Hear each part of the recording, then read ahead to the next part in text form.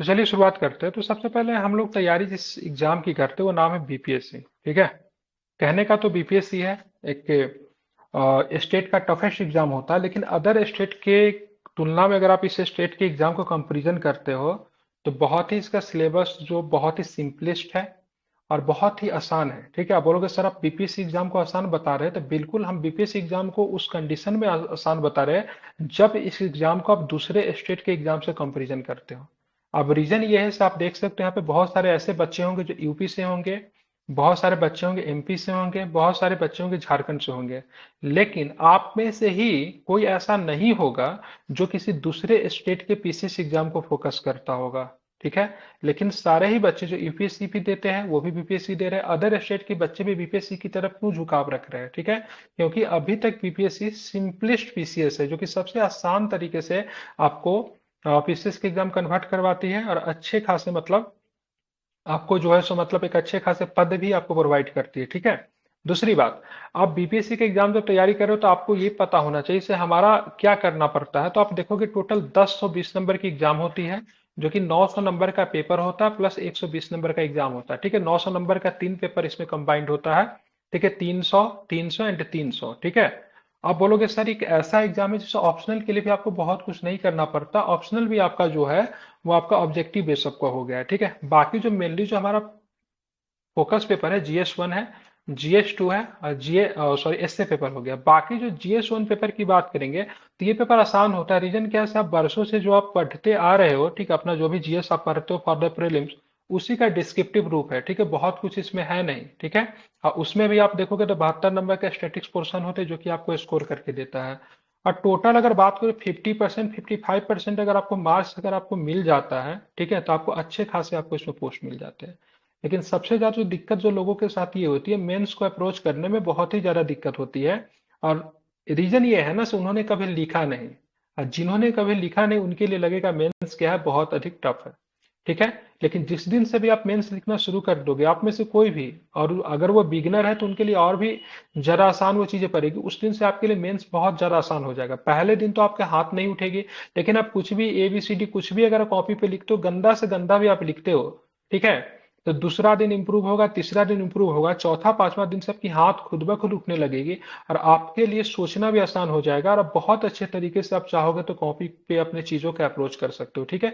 बस करना क्या है, से एकदम एक हिम्मत बांध के पहला दिन कलम को उठा लेना है, आप कुछ ना कुछ लिख डालना है। चाहे आप शुरू के 2 से 3 दिन, हो सकता है 4 दिन 5 दिन आपको ऐसी स्थिति हो जाए जहां पे केवल आप मॉडल आंसर राइटिंग को छाप रहे हो या फिर गूगल से कहीं से कुछ भी कर रहे हो, लेकिन एटलीस्ट अगर आप कुछ भी लिख रहे हो ना तो लॉन्ग टर्म में आपको प्रॉफिट ही देगा। ठीक है। तो आप जिस भी जहां पर भी कहीं भी पढ़ रहे हो या फिर नहीं पढ़ रहे हो या फिर खुद से ही कर रहे हो, कम से कम आप लोग लिखना शुरू कर दीजिए। दूसरी बात मैं ये भी कह देता हूँ, अगर किसी भी पीसीएस की तैयारी करते हो, ठीक है, पीसीएस हो गया, स्टेट पीसीएस हो गया, या फिर मतलब आपका आईएससी समझ लीजिए, यूपीएससी समझ लीजिए, तो जिस दिन से आप प्रीलिम्स की तैयारी आप करते हैं ना, उसी दिन से आपकी मेंस की तैयारी भी प्रारंभ हो जानी चाहिए। ठीक है। दूसरी बात, मेंस की तैयारी, प्रीलिम्स की तैयारी आप सालों भर करते हो तो मेंस की तैयारी भी आप सालों भर करो। ऐसा नहीं कि से आप प्रीलिम्स की तैयारी आज से शुरू की और 6 महीना पढ़ लेते हो प्रीलिम्स, उसके बाद सोचते हो अब हम मेंस करेंगे, या फिर आप प्रीलिम्स का एग्जाम देकर आ गए फिर आप सोच रहे हो मेंस करेंगे, तो ये सही तरीका नहीं है। जिस दिन से आप प्रीलिम्स करते हो उसी दिन से मेंस करो। अपना सिलेबस को इस प्रकार आप शिफ्ट कीजिए से आपको अलग अलग चीजों को पढ़ने की आवश्यकता ना पड़े। ठीक है। जो आप चीज प्रीलिम्स में पढ़े वही चीज आपके मेंस में भी है। ठीक है। कुछ पेपर तो कम से कम 50-60% पेपर तो ऐसा जरूर है जो प्रीलिम्स और मेंस में ठीक है, बस वही मेंस में आपका डिस्क्रिप्टिव फॉर्म है और प्रीलिम्स में वो क्या है, आपको ऑब्जेक्टिव फॉर्म है। ठीक है। तो आपकी तैयारी उस प्रकार से होनी चाहिए, आपका प्रीलिम्स और मेंस कंबाइंड होता चले। आप बोलोगे सर कैसे? तो जीएस पेपर 1 में ही आप देख लीजिए, आपको क्या मॉडर्न हिस्ट्री पढ़ना है, मॉडर्न हिस्ट्री आपको यहाँ पर भी है, बिहार आप पढ़ रहे हो, बिहार से रिलेटेड क्वेश्चन भी आपको आ रहा है। ठीक है। पॉलिटी पढ़ रहे, पॉलिटी से रिलेटेड क्वेश्चन भी आ रहा है। ठीक है। आईआर भी आपको पढ़ना है, लेकिन उसी का डिस्क्रिप्टिव फॉर्म है। तो कुछ सिलेबस को इस प्रकार से आप कंबाइंड कीजिए जो कि प्रीलिम्स और मेंस के लिए आपका ज्यादा बर्डन ना पड़े। शुरुआती दिनों की बात करेंगे तो आपको कम से कम एक क्वेश्चन या फिर 2 क्वेश्चन जरूर लिखना है। कैसे लिखोगे? तो 7 नंबर और 8 नंबर वाला जो क्वेश्चन जो आता है, ठीक है, 7 to 8 मार्क्स की जो क्वेश्चन जो आता है, उसको आप टारगेट कीजिए। उसको टारगेट करने से क्या होगा, आपके ऊपर बर्डन नहीं होगा और आपका हैंड फ्री हो जाएगा। ठीक है, इस एग्जाम में हैंड फ्री होना बहुत मैटर करता है, क्योंकि जब 3 घंटा का एग्जाम आप दोगे और वहां पे आपको लिखना पड़ेगा 40-45 पेज 50 पेज लिखना पड़ेगा, तो हैंड फ्री बहुत मैटर करता है। वहां पे आपको अशुद्धि का भी ख्याल रखना है, चीजों को सटीक भी लिखना है और आपको जल्दी जल्दी लिखना है। ठीक है, तो आप शुरू में तो आपको 7 से 8 नंबर के क्वेश्चन में भी आपको सोचने में ही नहीं पता चलेगा हम लिखे क्या। कलम आप उठा लिया तो आपको दिमाग में नहीं समझ में आएगा हम लिखे क्या। लेकिन धीरे धीरे हैबिट आप डालोगे, प्रक्रिया आप मात्र 6 महीना आप कीजिए। ठीक है, 6 महीना आप कीजिए, 7वां महीना से आपको सोचने की जरूरत नहीं पड़ेगी, कुछ भी क्वेश्चन आएगा कुछ भी लिख दोगे। अरे मतलब ऑब्जेक्टिव क्वेश्चन थोड़ी ना है, ऐसे ऑप्शन नंबर ए है, ऑप्शन नंबर बी है, ऑप्शन नंबर सी है, ऑप्शन नंबर डी है, और इसका आंसर अगर डी सही आपने बी अगर मारा तो पूरी तरीके से कट जाएगा। ये आपका सब्जेक्टिव पेपर है। 1857 के परिणाम आप लिख रहे हो, 1857 का आप उसका परिणाम लिख रहे हो, फिर कारण लिख रहे हो, तो हो सकता है आप 2-3 पॉइंट उसमें गलत भी लिख दो, लेकिन फिर भी एग्जामिनर ऐसा नहीं वहां पे 0 मार्क्स देगा। अगर 8 नंबर का प्रश्न है, 2 नंबर 2.5 नंबर वो दे देगा। अगर आपने अच्छे से लिखे हैं, मैपिंग अच्छे से की है, तो कुछ ना कुछ नंबर तो आपको दे ही देगा। ठीक है, ये चीज होता है। बस क्या करना है, आपको लिखना शुरू करना है। और किस प्रश्न कौन से टॉपिक को आपको लिखना शुरू करना है, तो 7 to 8 मार्क्स के टॉपिक को सबसे पहले लिखना शुरू करना है। छोटे छोटे टॉपिक को लिखना शुरू करना। आप बोलोगे सर इसमें भी किस टॉपिक को शुरू करें, तो दो तरह के आप तैयारी कर सकते हो इसमें। आप बोलोगे सर दो तरह के किस प्रकार से, तो एक तो आप करो से PYQ को उठा लो। ठीक है, ज्यादा नहीं, मैं ये नहीं कहूंगा 67वीं बीपीएससी से अभी का सारा पीवाईक्यू कर लेना है। ठीक है, क्योंकि पीवाईक्यू क्या हुआ, अधिकतर समय रिपीट ही हुए हैं। ठीक है, तो आपको करना क्या है ना, से आप 10 साल मैक्सिमम सर का वॉइस बहुत पीवाईक्यू कट उठाइए। रहा है। हेलो, वॉइस कट रही है हमारी? क्लियर है नहीं सर सर, वॉइस। क्लियर नहीं है बात? ठीक है ना? क्लियर है, क्लियर क्लियर है क्लियर है सर। सर। क्लियर आप है। ठीक सर है, तो कह रहे हैं। अब तो देखिए किस तरह के क्वेश्चन को हमें अटेम्प्ट करना है, सो हम बता देते हैं। तो सबसे पहले आप क्या कीजिए, जिनको लगता है से मेंस मेरे लिए टफ है, तो आप पीवाईक्यू को लिखना शुरू कर दीजिए। और पीवाईक्यू को मतलब जैसे मान लीजिए अभी दो, जैसे अभी क्या 70 बीपीएससी अगर चल रहा है, तो ऐसा करो 60 बीपीएससी से 17वें बीपीएससी का पीवाईक्यू उठा लीजिए, या फिर मन करे तो और पीछे चले जाए। जो भी आपके पास कंटेंट है वहां से आप क्वेश्चन को उठाइए, पीवाईक्यू को लिखना शुरू कर दीजिए। ठीक है, आराम से पीवाईक्यू को लिख कर खत्म कीजिए। ठीक है, लेकिन पीवाईक्यू में ध्यान में रखिएगा, ऐसा नहीं कि हम करंट के मुद्दा को लिखने शुरू हुए। जो क्वेश्चन बार बार रिपीट होते हैं, हिस्ट्री के क्वेश्चन रिपीट होते हैं, 1857 के क्रांति हो गया, मुंडा विद्रोह हो गया, सन्यासी विद्रोह हो गया, गांधी जी से रिलेटेड क्वेश्चन आ रहे हैं, ठीक है, सबनिया अवज्ञा से आ रहे हैं, वो क्वेश्चन बार बार रिपीटेड होते हैं। छोटे क्वेश्चन होते हैं, जो भी क्वेश्चन होंगे ना छोटे क्वेश्चन होंगे, उनको लिखिए पीवाईक्यू। या फिर जिनको लगता है नहीं हम पीवाईक्यू नहीं करेंगे, तो देखिए हर सब्जेक्ट से एक टॉपिक होता है, जैसे किसी आप उसको टॉपिक वाइज आप उसको करना शुरू। जैसे समझिए आपने एक टॉपिक चुना, ठीक है, आपने टॉपिक चुना जैसे फंडामेंटल राइट। ठीक है, अब हमको फंडामेंटल राइट से पूरी तरीके से चीजों को क्लियर करना है। ये टॉपिक बहुत सुंदर है, फंडामेंटल राइट मौलिक अधिकार। क्यों सुंदर है, रीजन क्या है, इसको आपको प्रीलिम्स की भी तैयारी आपकी यहाँ से होगी। अगर इस टॉपिक को कंप्लीट करेंगे तो साथ में आपका मेंस भी होगा। तो ऐसे टॉपिक को चुनिए शुरुआती दौर में। मैं ये नहीं कर बर्डन इसलिए ना हो क्योंकि वहां से आपका प्रीलिम्स भी होते रहे, मेंस भी होते रहे। ऐसा कोई टॉपिक को मत चुन लीजिए जिससे केवल आपका मेंस हो रहा है, प्रीलिम्स आपका नहीं हो रहा है। तो शुरुआती दौर में जब आपको अपने तैयारी को आपको स्पीडी मोड में अगर आपको डालना है, तो ठीक है, तो ध्यान रखेंगे तो आपको प्रीलिम्स और मेंस दोनों साथ में लेकर चलिए। जैसे फंडामेंटल राइट का टॉपिक बढ़िया है, इसको आप चुन सकते हैं। ठीक है, डीपीएसपी काफी अच्छा, यहाँ से प्रश्न आता है। फिर फंडामेंटल ड्यूटीज आपका मन करे तो छोड़ दीजिए, क्योंकि प्रीलिम्स और मेंस के पॉइंट्स उतना इंपॉर्टेंट नहीं है।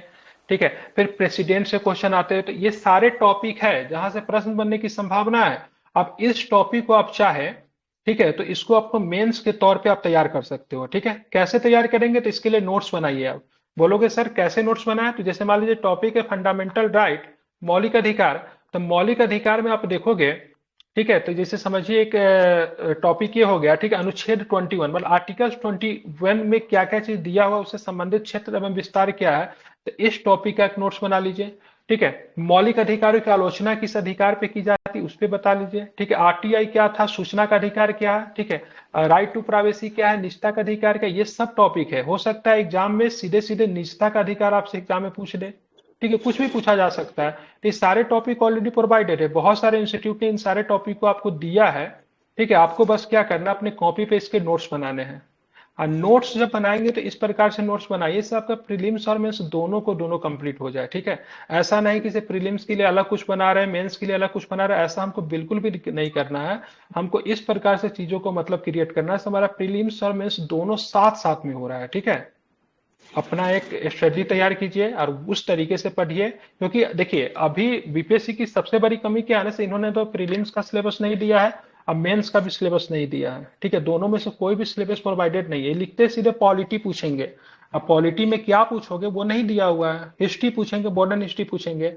अब मॉडर्न हिस्ट्री प्लासी से लेके, ठीक है, आफ्टर द इंडियन इंडिपेंडेंस वहां तक अब क्या पूछेंगे वो नहीं दिया हुआ है। तो ये सारे टॉपिक जो आप देखोगे 10 साल 20 साल में जो एग्जाम जो हुआ है उसके बिहाफ पे ये सारे टॉपिक को तैयार किया गया है, ठीक है। तो आपके पास टॉपिक है, बहुत सारे इंस्टीट्यूट ने प्रोवाइड किया है, उसके अनुसार से चीजों को कीजिए, एक अपना स्ट्रेटजी तैयार कीजिए और उसके हिसाब से मतलब क्या कीजिए, काम करना मतलब शुरू कीजिए, ठीक है। अब रही बात से कॉपी पे हम लोग अटेम्प्ट कैसे करें, ठीक है। तो हम आपको कुछ कॉपी दिखा रहे हैं जो कि अपने ही हमारे ही मतलब यहीं के बैच में इन्वॉल्व लोग हैं, उन्हीं का मैं कुछ कॉपी दिखा रहा हूँ जो कि अच्छा लिखते हैं, ठीक है। अब देखिए इन्होंने जो हिंदी दिखा हो कि इंग्लिश दिखा हो, चलिए इंग्लिश से ही शुरू करता हूँ, ठीक है। जैसे कोई भी टॉपिक में देखिए सबसे पहले आपको क्या होता है ना, इंट्रो से शुरुआत करनी होती है, ठीक है। सबसे पहले क्या करना है, इंट्रो से। इंट्रो जब भी आप लिखो तो इंट्रो, अगर मैं ये तो 38 नंबर का क्वेश्चन है, अगर आप इंट्रो 38 मार्क्स वाले क्वेश्चन में लिख रहे हो तो 4 से 5 लाइन काफी है, ठीक है। 4 से 5 लाइन इंट्रो के लिए क्या है, काफी है, ध्यान रखेंगे। उससे ज्यादा नहीं लिखा जाता। दूसरी बात, इंट्रो काफी सटीक और काफी अट्रैक्टिव होना चाहिए, ठीक है। मतलब समझिए intro is just like a card. जब विवाह का कार्ड जब खोला जाता है देखिएगा ऊपर में काफी अच्छे से चीजों को सजाया जा रहता है, हालांकि नीचे कुछ भी मैटर नहीं, लेकिन ऊपर बहुत अच्छे होने चाहिए। तो इंट्रो हमेशा सोचिए, ठीक है, हम क्या लिख रहे हैं नहीं लिख रहे, इंट्रो काफी अधिक अट्रैक्टिव होनी चाहिए। दूसरी बात, मिडिल फेज में आप चाहें तो जैसे मान लीजिए ऊपर का जो टॉपिक जो है ना उससे रिलेटेड कोई चीजें आप मिडिल फेज में लिख सकते हैं। जैसे मान लीजिए कारण पूछा है, परिणाम पूछा है, तो उसको दिखाते हुए नीचे पॉइंट बना के चीजों को लिखो। जैसे इन्होंने लिखा है related SDG goes to millet, ठीक है, यहाँ पे एसडीजी के बारे में इन्होंने दिखा दिया। उसके बाद जो कॉपी में जो सबसे ज्यादा जो अट्रैक्ट जो चीजें करती है ना, वो माइंड में अट्रैक्ट करती है, ठीक है। जैसे मान लीजिए बहुत सारे लोग क्या लिखेंगे ना, सिग्निफिकेंस ऑफ मिलेट्स, ठीक है, मतलब मोटे अनाज का महत्व क्या है, तो सीधे लिख देंगे ना, ऐसे लिख देंगे मोटे, ठीक है, अनाज के, ठीक है, निम्नलिखित महत्व है, ठीक है, निम्नलिखित महत्व है। यहाँ पे लिख देंगे 1 नंबर, 2 नंबर, 3 नंबर, नहीं, ठीक है, 1 नंबर आप वही चीज आप लिख रहे हो, लेकिन उसके पहले आप क्या करो ना, एक आप माइंड में तैयार कर लीजिए इस तरह के, ठीक है, जैसे भी है वहां पे सारे पॉइंट को आप दर्शा दीजिए, ठीक है। उसके बाद उसी पॉइंट को आप नीचे एक्सप्लेन कीजिए। एग्जामिनर बहुत खुश होगा और आपको यहाँ पे अच्छे नंबर देगा, 1 नंबर आपको एक्स्ट्रा देगा। और सीधे आप नॉर्मली वे में आप लिखोगे तो क्या होगा, उसको काट देगा। दूसरी बात, किसी भी प्रश्न को हम अगर जब भी टैकल करने जाएंगे तो देखेंगे इस प्रश्न से करंट में कुछ मतलब कॉन्सेप्ट बन रहा है कि नहीं बन रहा है। जैसे मोटे अनाज के संदर्भ में आप लिख रहे हैं मिलेट्स को लेकर, तो मिलेट्स के लेकर उत्कृष्टता केंद्र बनाया गया है, श्री अन्न योजना को प्रस्तुत किया गया, बहुत सारे इस करंट का कॉन्सेप्ट इस क्वेश्चन से बन रहा है। जिस भी क्वेश्चन से अगर करंट का सिनारियो बनता है तो उसको आप करंट में जरूर उसको ऐड कीजिए, ठीक है। इससे लगेगा बच्चा जो है सभी क्या है, एग्जाम के अनुसार क्या अपडेट है, ठीक है। और ये आपको सोचना पड़ेगा, आप कैसे सोचोगे, तो सोचने का सिंपल कैटेगरी है, जब भी आप क्वेश्चन जब लिखते हो ना तो उसके नीचे आपको ना मेंस का भी रॉफ किया जाता है। बोलोगे सर मेंस का भी रॉफ, बिल्कुल ठीक है। आप मेंस का जो कॉपी जब आपको दिया जाएगा तो सबसे आखिरी में रॉफ पेज होता है, ठीक है। तो वहां पे जैसे आप क्वेश्चन किसी के संदर्भ में लिख रहे हो तो सबसे पहले अपने दिमाग में एक मोटा मोटा ढांचा हमको तैयार करना है, हम क्या लिखेंगे। अगर हम 1857 या फिर फंडामेंटल राइट की आलोचना अगर लिख रहे हैं तो किस आधार पर हम उसका आलोचना कर सकते हैं, उसका आप क्या कीजिए, रॉफ में कुछ कुछ अपना लिख के तैयार कर लीजिए। उसी चीजों को हमको क्या करना है, कॉपी में अच्छे से उन चीजों को एक्सप्लेन करना है, ठीक है। तो हमको सबसे पहले किसी भी क्वेश्चन को शुरुआत करना है एक अच्छे इंट्रो से। इंट्रो का मतलब इंट्रो जो होना चाहिए, इंप्रेशन होना चाहिए, बढ़िया इंट्रो होना चाहिए। उसके बाद क्वेश्चन क्या बोल रहा है उसको देखेंगे। इंट्रो के बाद सीधे हम लोग क्वेश्चन पे जाएंगे से पूछ क्या रहा है, ठीक है, उसी पॉइंट को हम लोग लिखना शुरू करेंगे और देखेंगे क्या उसमें माइंड में बन सकता है। तो अगर बन सकता है तो उसको बिल्कुल बनाएंगे। जब भी किसी पॉइंट को दर्शाने के लिए बिना माइंड मैप को कोशिश नहीं करेंगे। देखिए इन्होंने कई जगह पे बनाया होगा, ठीक है। यहाँ पे बनाया, फिर चैलेंजेस में भी इन्होंने बनाया। बहुत सारे लोग चैलेंजेस को सीधा लिखना शुरू कर देते, लेकिन नहीं, इन्होंने पूरे चैलेंजेस में चीजों को बनाया। आप बोलोगे सर चैलेंजेस में बनाने के बाद क्या इसको एक्सप्लेन भी करना है? तो देखिए, तो अब हमको देखेंगे क्वेश्चन हमारे कितने नंबर के पूछे गए। अब क्वेश्चन 38 मार्क्स से पूछे गए तो चीजों को एक्सप्लेन करना पड़ेगा, because I need more words, 400 450 शब्द में लिखना है। लेकिन क्वेश्चन की बात करेंगे 7 से 8 नंबर में अगर पूछा गया तो चीजों को हम लोग सीधा लिखना, केवल ये बना के छोड़ देंगे, एक्सप्लेन करने की जरूरत नहीं है। ठीक है। और ये क्वेश्चन की बात करेंगे तो जाहिर सी बात है, करेंट का क्वेश्चन है तो ये गवर्नमेंट की कुछ योजनाएं होगी, कुछ मतलब चीजें हाल फिलहाल में हुई होगी, तो उससे भी कनेक्ट करने की कोशिश करेंगे, जैसे गवर्नमेंट इफोर्ट यहाँ पे इन्होंने लिखा है। ठीक है। और अंतिम में हम लोग कंक्लूजन लिखेंगे। कंक्लूजन क्या होता है? तो कंक्लूजन में आप अपने विचारों को भी लिख सकते हैं। ठीक है। कंक्लूजन में क्या कर सकते हैं, अपने विचार को आप इसमें डाल सकते हैं कंक्लूजन में, हो सकता है, लेकिन क्वेश्चन के बीच में अपने विचार को कभी भी नहीं लिखना चाहिए, because you are a neutral person. ठीक है। आप क्या है, एक न्यूट्रल पर्सन। जब भी किसी भी फैक्ट को लिखे, भी किसी भी कॉन्सेप्ट को लिखे, तो किसी व्यक्ति को कोट करो, हाँ गांधी जी ऐसा कहते थे, अंबेडकर जी ऐसा कहते थे, नेहरू जी ऐसा करे, मेरे विचार नहीं है, ये गांधी अंबेडकर और नेहरू जी के विचार है। लेकिन कंक्लूजन में आप चाहे तो अपने विचार को थोड़ा बहुत आप डाल सकते हो। अगर कोई चीजें छूट गई तो उसको कंक्लूजन में आप उसको कंक्लूड करके समाप्त कर सकते हो। ठीक है। दूसरी बात, ठीक है, समय सीमा मेंस के लिए बहुत मैटर करता है। आप अगर छोटे प्रश्नों को लिख रहे हैं तो 5 6 7 मिनट, अभी तो आपको काफी समय लगा, 15 20 मिनट, आधा घंटा भी लग सकता है, हो सकता है 7 8 नंबर वाला प्रश्नों को लिखने के लिए। लेकिन एग्जाम में 5 से 6 मिनट आपको देना है, 4 से 5 मिनट मैक्सिमम होता है, क्योंकि अगर आप ज्यादा अगर दोगे या फिर वर्ड लिमिट आप ज्यादा कर दोगे तो एग्जामिनर को उससे कोई दिक्कत नहीं है। आपके वर्ड लिमिट ज्यादा लिखने की वजह से एग्जाम में प्रश्न नहीं, आपके मार्क्स नहीं कटेंगे। हालांकि मेंटरशिप प्रोग्राम में तो काट दिया जाता है, हम लोग भी काट देते हैं, आपने ज्यादा लिखा है, लेकिन एग्जामिनर को उससे कोई दिक्कत नहीं आपके ज्यादा लिखने से। लेकिन हाँ, अगर किसी प्रश्न में आप ज्यादा समय अगर दे देते हो तो आगे वाला प्रश्न आपसे छूटेगा। ठीक है, डेफिनेटली छूटेगा। तो इसलिए एक लिमिट में ही समय लिखे, क्वेश्चन को ज्यादा हमको वो नहीं करना है। ठीक है, खूब उसको बढ़ाना चढ़ाना नहीं है, टू द पॉइंट चीजों को लिख के हमको निकल जाना है, ताकि हमको अन्य प्रश्न के लिए भी क्या करना है, समय बचाना है। ठीक है। ये जीएस पेपर 1 जीएस पेपर 2 दोनों पे ये चीजें लागू होती है। ठीक है। और रही बात एस्से का, तो एस्से का भी है, उस वो भी जब बताना होगा तो मैं आपको बताऊंगा एस्से किस प्रकार से लिखते हैं। ठीक है। जीएस पेपर 1 और जीएस पेपर 2 बहुत ही फैक्ट फैक्ट बेसिक चीजें लिखा जाता है, लेकिन एस्से में फैक्ट बेसिक चीजें नहीं होती है। ठीक है। तो इस तरीके से आप चाहे तो आप एक कॉपी, अच्छे मेंस की कॉपी लिख सकते हैं, लेकिन कहीं ना कहीं से आपको शुरुआत करने की आवश्यकता होगी। और शुरुआत जो है सो आप ही करोगे, छोटे प्रश्नों से करोगे, कहीं से भी करो, किसी मेंटरशिप प्रोग्राम में होंगे आप लोग, किसी टीचर के नजर में होंगे, या फिर उनके नजर में होंगे जिन्होंने एग्जाम को दे रखा है या फिर अच्छा खासा तजुर्बा में है, उनके साथ आपको जुड़ के रहना पड़ेगा। ठीक है, क्योंकि पीसीएस का एग्जाम है, पीसीएस के एग्जाम में आप अकेले बहुत समय तक आप रहोगे तो हो सकता है डिमोटिवेट हो जाओगे, समय समय पर आपको दिक्कतें होने लगी, हमेशा दिमाग में प्रश्न आएगा हम कहीं गलत तो नहीं कर रहे हैं, इतने लंबे एग्जाम का तैयारी कर रहे हैं, हमको वनडे एग्जाम पर शिफ्ट हो जाना चाहिए। बहुत लोगों के दिमाग में प्रश्न आता होगा, हम किसी वनडे एग्जाम को क्लियर कर लेते हैं फिर इस पे आएंगे, तो नहीं होता है। ठीक है। अगर आप वनडे एग्जाम की तैयारी करते हो तो उसी पे करो, अगर इसकी तैयारी करते हो तो इसी पे करो, बिकॉज ये एग्जाम जो है ना, अपने पास किसी दूसरे को मंजूर नहीं करता है, ये आपसे पूरा वक्त मांगता है, पूरा समय मांगता है, अब पूरा लॉयल रिलेशनशिप चाहता है। ठीक है, इसके साथ है तो आप किसी के साथ नहीं हो सकते। ठीक है, फुल्ली रॉयल रिलेशन, आपकी रॉयल रॉयल रिलेशन जो होता है ना, उसके साथ आपको रहना पड़ेगा। ठीक है, तभी जाके एग्जाम ये क्लियर होगा। और बाकी इसका सिलेबस बहुत ही संक्षेप है, ऐसा नहीं कि इसे मेंस का सिलेबस बहुत वास्ट है, बहुत ही संक्षेप सिलेबस है इसका। ठीक है, अगर आप चाहो तो इसके मेंस के सिलेबस है 5 से 6 महीने में आप इसके सारे सिलेबस को अच्छे तरीके से चाहोगे तो कंप्लीट कर सकते। पीटी का सिलेबस भास्ट है, लेकिन मेंस का सिलेबस इसका भास्ट नहीं है। ठीक है। अभी भी अगर आप लोग चाहो तो अभी 4 महीने मेंस का समय है, एटलीस्ट कम से कम 4 महीना है। 3 महीना में अगर आप लोग मेहनत करोगे तो इसके एक बार सिलेबस को इसको आप समाप्त कर सकते हो। ठीक है, 3 से 4 महीना में आसानी से इसका सिलेबस समाप्त हो जाएगा, क्योंकि लिमिट चीजों को पढ़ना है। ठीक है, समझ रहे हैं ना? बाकी आप लोग का कोई डाउट्स है तो उस पर हम लोग बात करेंगे। और एक चीज और भी, अगर आप लोग चाहो तो मेंटरशिप प्रोग्राम है, उसको आप लोग ज्वाइन कर सकते हो। मेंटरशिप प्रोग्राम क्या ही है, यहाँ पे क्लासेस भी होती है।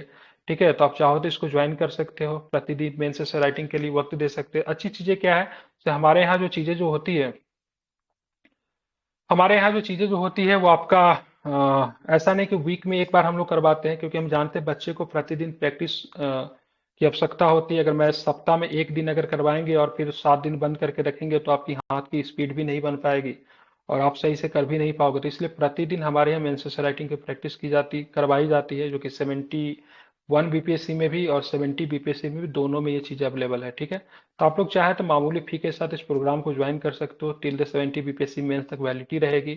ठीक है, जहाँ पे आपको पर्सनली हर वक्त आपको गाइड भी किया जाएगा। ठीक है, चाहे मेंस से राइटिंग में, चाहे प्रीलिम्स की तैयारी किस प्रकार से करें, एवरीथिंग प्रोवाइडेड। ठीक है, बाकी आप लोग का कुछ डाउट्स है तो मैं उसको लेना चाहूंगा, पूछिए आप लोग।